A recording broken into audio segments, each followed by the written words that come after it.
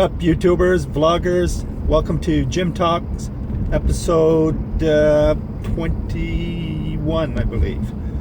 Today I want to talk about how much you should pay for paid advertising. Well, first of all, you should never think of paid advertising as an expense. It's an investment, right? And really, when it comes down to it, as long as you're getting a return on that investment, you should pay as much as you can. Let me explain. So, for example, getting started, obviously you're not sure what kind of return you're going to get on your investment, meaning how much money you're going to put up for paid advertising and how much you're going to make from that advertising. And the other side of it is you don't know, it depends on the area you live in, because that'll depend on the clicks that how much you have to pay for a click and how much you get for your commission on sales. So as a realtor, depending on where you are, let's say your average commission as a real estate transaction, and let's say it's $300,000 as a average home sale, and you're making the average commission on a $300,000 home is 5%, and you split that, so 5% of 300 is 15,000. You split that, that's 7,500. And let's say after brokerage fees or whatever, let's say you make 5,000. So that's your revenue, actually that's your net income before major expenses to acquire or that's what you get for commission from a single real estate transaction, right?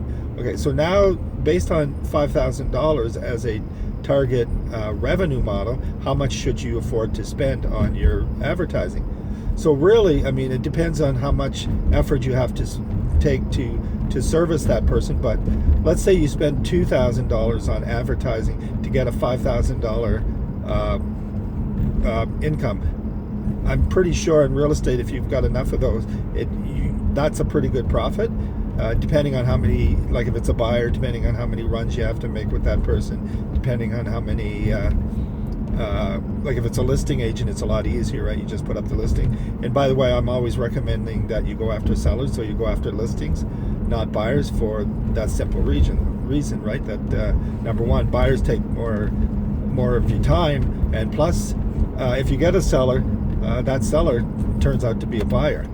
Okay, so really, what you want to do is you want to look at your revenue and then figure out how much you spend. So now we're saying we're going to spend, and let's say the maximum you want to spend to get $5,000 is $2,000. So now you have your $2,000 a month cost or expense investment that you're going to make on paid advertising.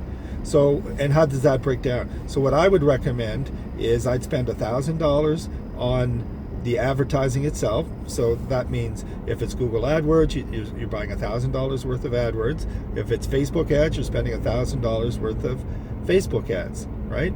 And then the other side of it, the other $1,000, I would recommend you put on hiring a company to do that for you. So that's the management and the retainer fee that you're paying these guys to run those ads for you. Because as a realtor, you don't want to be bothered with that. And I already showed you there's a good return on this, right? You spend $2,000, you get $5,000, and so you don't want to be out there. You don't want to have to worry about your own posts. Sure, you can do it when you're out and running around, but it's not consistent, right? You want somebody there dedicated to be doing your Facebook advertising or your Google AdWords advertising. So you want to hire somebody, and that's where another roughly $1,000. So there's the $2,000 breakdown that you would want to expend to get that $5,000. But here's the other side of it. If you're spending $2,000 to get one deal and it's $5,000, why wouldn't you spend $4,000 to get $10,000? Why wouldn't you spend $6,000 to make $15,000, right? Excuse me. So what you have to look at, how scalable that amount is. So again, if you're able to double or triple your expenditure or your investment on your ads, and you can still get a good take up, meaning you're still going to get good leads, then that's what you should do. Now keep in mind that the other another consideration, another variable in here is cost per click. Depending on which area you're in, you may have to pay more for clicks, but usually it balances out, right? So if you're paying, let's say, $1 a click for Facebook ads, and then the price of or the cost of a house, the average cost of a house is about $300,000. That makes sense, right? Whereas if you're paying $10 a click, but then the average house price is $1 million, that also makes sense, right? Or somewhere's in there. The point I'm making, the higher the cost per click, it's usually offset because you're going to make more money on a sale, because the average cost per house, or the average commission you make on a house sale in your area, is also that much higher. So just keep that in mind. So how much do you want to spend on paid advertising? Initially, I'd allocate at least $2,000 a month to get that one deal, and then from there I would scale as much as possible until you get a point of diminishing returns where it doesn't make sense anymore for you to add any more advertising, because you're not getting that linear return.